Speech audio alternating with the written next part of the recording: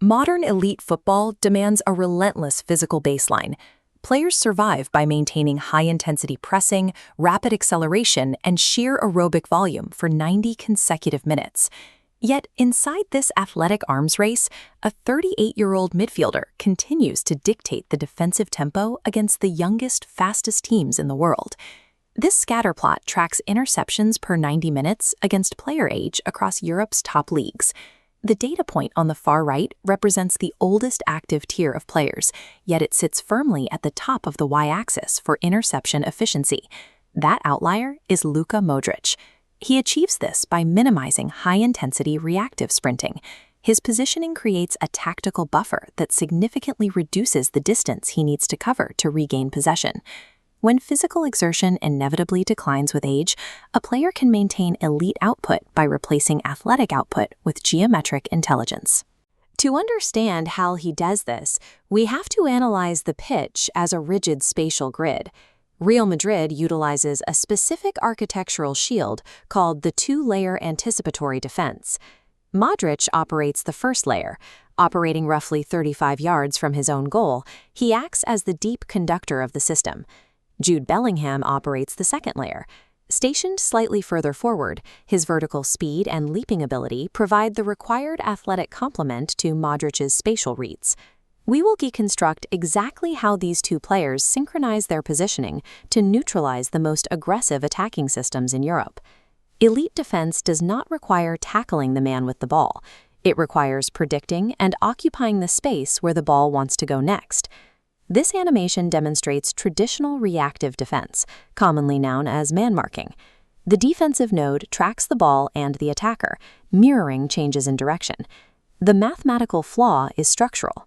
The defender guarantees they will always be one step behind. The alternative is the cover shadow. The defender occupies a specific zone before the pass is played, establishing a barrier inside the attacker's decision-making space. The shaded cone in this projection represents a dead zone. The interception risk is so high that the attacker is statistically unlikely to attempt to pass. The attacker surveys the field, sees their primary passing avenue closed, and is forced to pause and process secondary options. The defensive burden transfers away from the physical legs of the defender and directly onto the cognitive processing speed of the attacker. Modric anchors this concept in the central midfield zone, roughly 35 to 40 yards from goal. His process begins with the scan.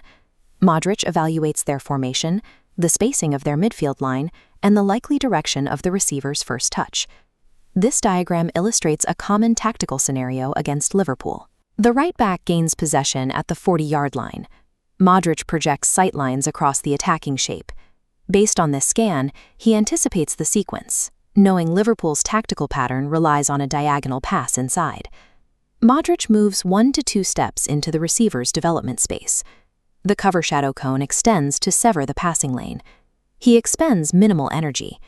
When the pass is finally considered by the right back, Modric has already arrived in the required interception zone. By memorizing dozens of opponent patterns, he nullifies the attack speed through precise anticipatory positioning. A single cover shadow disrupts an initial idea, but it leaves the structure vulnerable if the opponent simply pivots to a secondary passing option. This requires Jude Bellingham to lock down the forward midfield zone, 25 to 35 yards out. This diagram maps the synchronized rhythm of the two-layer block. Bellingham's node is tethered to Modric's. As Modric shifts centrally, the movement cascades. Bellingham immediately mirrors the shift, dropping into the adjacent space to project a secondary cover shadow. Working in tandem, these two players consistently blanket up to 80% of all forward passing angles available to the ball carrier.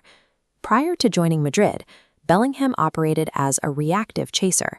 By anchoring his athleticism to Modric's reads, the individual tactic scales into a systemic wall. A defensive architecture proves its viability by succeeding against directly opposing attacking strategies. Consider Barcelona's traditional build-up. They rely on patient ball circulation, using a deep playmaker to engineer space. Modric shadows the lane to the playmaker, while Bellingham covers the wingers.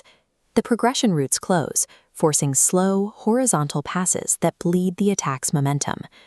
Manchester City presents the opposite problem.